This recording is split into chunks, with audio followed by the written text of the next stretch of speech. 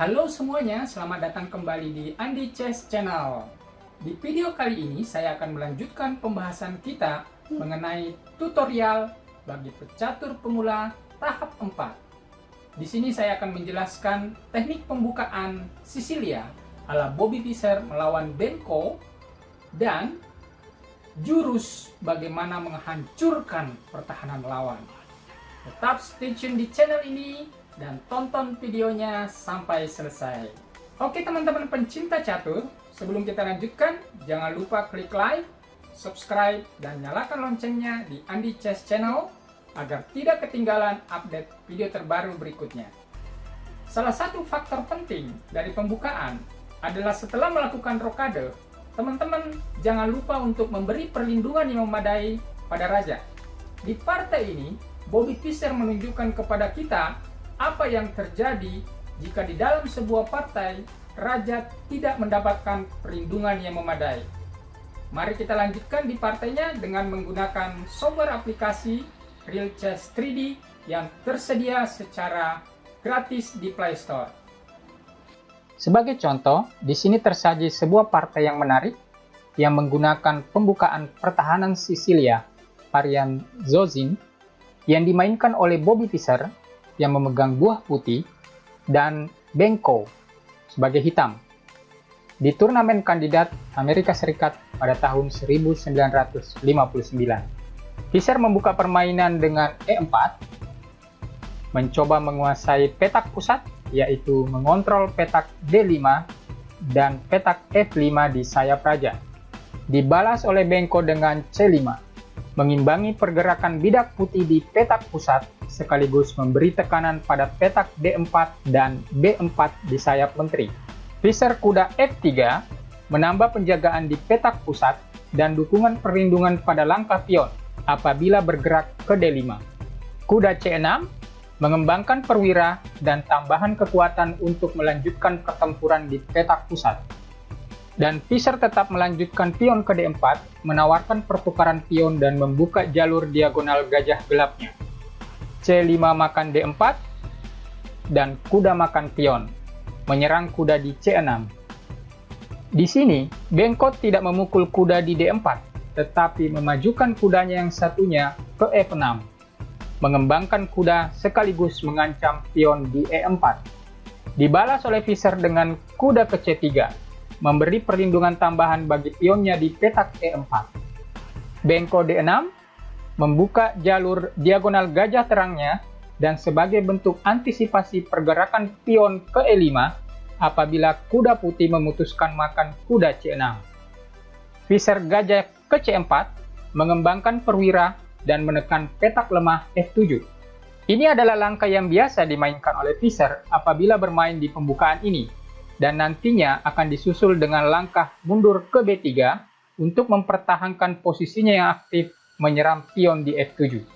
Dan jawaban Benko adalah menteri maju ke B6, menyerang kuda di D4 dua kali, dan mengancam pion di B2 apabila Fischer mencoba menggerakkan gajahnya di jalur diagonal hitam. Fischer memundurkan kudanya ke E2, diikuti dengan rencana maju ke G3 membantu serangan di sayap raja. Hitam mencoba menetralisir serangan gajah putih di petak F7 dengan langkah pion maju ke E6 dan membuka jalan bagi gajahnya, disusul dengan rencana melakukan rokade pendek. Pion di E6 ini juga akan memberi dukungan amunisi bagi pion di D6 apabila nantinya maju ke D5 menyerang gajah putih dan pion di petak E4. Pada posisi ini, kedua pemain memperlihatkan penguasaan yang baik pada pembukaan pertahanan Sicilia varian Zozin dan masih relatif seimbang. Pertempuran sengit di medan pusat akan berlangsung pada beberapa langkah berikutnya.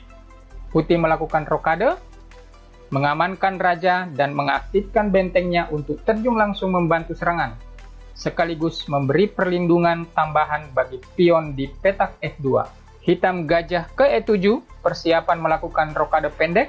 Fischer gajah mundur ke B3, melindungi pion di B2 dari ancaman menteri, sehingga gajah gelapnya dapat lebih leluasa membantu serangan. Dan Benko melakukan rokade pendek.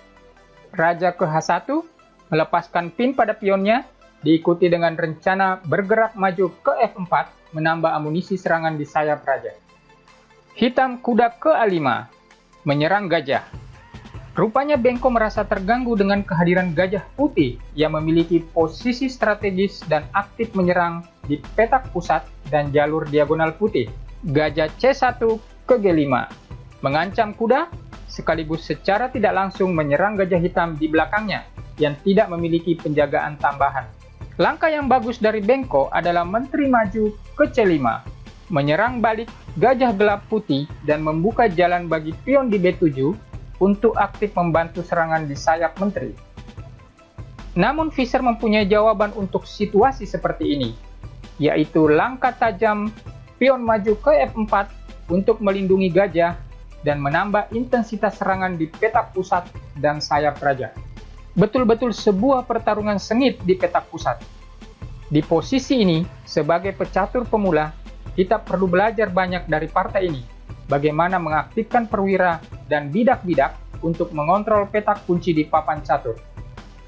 Sampai di sini, Bengko memajukan pionnya ke B5 dengan tujuan bergerak ke atas menyerang kuda di C3 dan membuka jalan bagi gajah terangnya agar lebih aktif melakukan penetrasi di sayap menteri. Fischer kuda ke G3, mengontrol petak H5 dan F5, serta memberi perlindungan tambahan bagi pion di E4. Pada posisi ini, putih bersiap-siap melakukan gempuran penuh di garis depan yang didukung oleh bidak-bidak dan perwira-perwiranya. Di posisi ini pula, Bengko melakukan langkah yang kurang bagus, yakni memajukan pionnya ke B4 untuk menyerang kuda di C3. Dan balasan Fischer adalah pion maju ke E5, melakukan penetrasi di medan tengah dengan menyerang pion dan kuda, sekaligus membuka jalan bagi kudanya di C3 untuk melompat ke E5 menyerang menteri. Melihat kondisi ini, Bengko memutuskan untuk memukul pion E5 terlebih dahulu, D6 kali E5 dan gajah makan kuda F6. Langkah yang kurang bagus, atau kalau bisa disebut kesalahan yang dilakukan oleh hitam, adalah dengan memakan gajah menggunakan pion yang berada di depan raja. Langkah ini menyebabkan posisi raja tidak memiliki perlindungan yang memadai dari serbuan perwira putih. Tentu saja, kita tidak tahu persis apa yang dipikirkan oleh Bengko. Mungkin untuk menghindari ancaman kuda maju ke E5 dan menggarpu menteri dan gajah, apabila hitam memutuskan memukul gajah putih menggunakan gajahnya, atau tetap menjaga petak D6 dan F6 apabila kuda putih maju ke E4. Dan Fischer tetap dengan rencana semula, yaitu memajukan kudanya menghindari ancaman pion dan menyerang menteri sekaligus mengancam pion di F6. Menteri menghindar ke D4, mengajak pertukaran menteri dan memberi ancaman pada pion di B2 serta memperkuat pion di jalur diagonal hitam. Fischer menolak dengan melangkahkan menterinya ke H5, memasuki pertahanan di sayap raja hitam.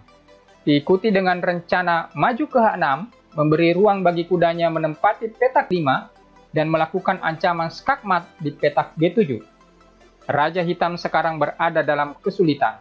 Hitam mencoba menetralisir serangan putih dengan kuda makan gajah di B3 dan mengancam benteng di A1. Hal ini tidak diperdulikan oleh Fischer, yaitu menteri tetap maju ke H6 sesuai rencana semula. Mengantisipasi hal ini, hitam memukul pion di F4, diikuti dengan rencana langkah F6 maju ke F5, membuka jalur diagonal hitam pada menterinya, dan dibalas oleh Fischer dengan kuda ke H5. Ancaman mat 1 di petak G7. Bengko membalas dengan pion F5 dan dijawab oleh Fischer dengan benteng ke D1 menyerang menteri. Mari kita analisis. Apabila di posisi ini, Fischer melangkahkan kuda ke F6 terlebih dahulu dan menunda pergerakan benteng ke D1, maka tentu jawaban Bengko adalah gajah makan kuda, kuda kali gajah, dan menteri hitam tidak punya pilihan lain untuk menyelamatkan rajanya kecuali menteri makan kuda. Dan disusul Fischer menteri makan menteri. Dan langkah selanjutnya dari Bengko adalah kuda makan benteng di A1 dan benteng makan kuda. Di posisi ini, hitam terlihat masih cukup kuat untuk melanjutkan permainan. Dengan kekuatan 2 benteng dan 1 gajah, melawan putih dengan menteri dan 1 benteng. Kembali ke permainan. Oleh karena itu, Visser memutuskan untuk menggeser bentengnya terlebih dahulu ke D1, menghindari serangan dari kuda, sekaligus mengancam menteri. Menteri menghindar ke E5, dan dilanjut Visser dengan kuda maju ke F6, melakukan serangan pada raja, skak, gajah makan kuda, dan kuda kali gajah, skak, dan ancaman melakukan skakmat di H7. Hitam tidak punya pilihan lain selain menterinya makan kuda, dan Visser kali F6. Kuda hitam pun mencoba menyelamatkan diri ke C5. Visser memiliki jawaban untuk situasi seperti ini, yaitu melakukan skak ke G5 terlebih dahulu. Raja menghindar ke H8, dan Visser menteri ke E7, menyerang benteng sekaligus mengancam kuda di C5. Dan jawaban Bengko adalah gajah ke A6, menyerang benteng di F1, sekaligus menghubungkan kedua bentengnya. Visser makan kuda, gajah makan benteng di F1, dan benteng kali gajah. Di posisi ini, Bengko menyatakan menyerah, karena apabila permainan dilanjutkan, pion-pion hitam perlahan tapi pasti akan jatuh satu persatu dan putih unggul kualitas. Dalam hal ini, putih sangat diunggulkan.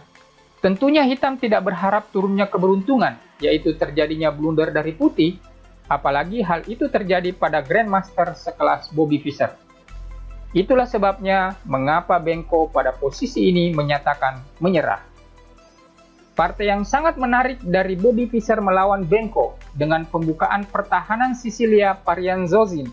Mudah-mudahan kita semua dapat mengambil pelajaran penting dari partai ini. Oke teman-teman, mari kita lanjutkan ke materi berikutnya. Tips bagi pecatur pemula, bagaimana jurus menghancurkan pertahanan lawan disajikan di partai ini. Partai ini dimainkan oleh Safuta yang memegang buah putih melawan Malecki sebagai hitam di Polska pada tahun 1964. Di sini putih bergerak duluan. Jika teman-teman penasaran, silahkan pause video ini dan temukan jawabannya bagaimana langkah putih sehingga dapat menembus pertahanan lawan. Langkah yang bagus dari putih adalah benteng makan kuda di C6. Maksud dari gerakan ini adalah melepaskan penjagaan kuda pada petak B8. Dan hitam menerima pengorbanan dengan pion kali C6. Di sini, putih memainkan sebuah langkah yang bagus dengan menggerakkan menterinya ke B8 melakukan serangan pada raja. Raja tidak punya pilihan lain kecuali melarikan diri ke G7, sekaligus menyerang benteng putih di H6. Benteng makan H7, skak. Raja kembali melarikan diri ke F6 dan menyerang kuda putih. Dan jawaban putih adalah menteri ke F4 melakukan skakmat.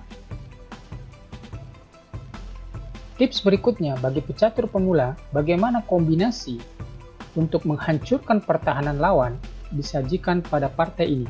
Pytlakovsky memegang buah putih dan lawannya Zugsta memegang hitam. Partai ini dimainkan di Polska pada tahun 1952. Di sini putih bergerak duluan. Langkah kombinasi yang bagus dari putih adalah mengorbankan menterinya dengan memakan pion di H4, skak. Dijawab oleh hitam dengan gajah makan menteri di H4. Langkah kunci dari putih adalah menyerang raja di G7, skak. Raja melarikan diri ke H4, dan partai ini ditutup oleh putih dengan sebuah skak yang indah, yakni pion maju ke G4, skak mat. Oke teman-teman, cukup dulu ya video kita di part 4 ini. Jika kalian menyukai video seperti ini, jangan lupa klik like, subscribe, dan nyalakan loncengnya agar tidak ketinggalan update video terbaru berikutnya. Salam Gens Unasumus, terima kasih.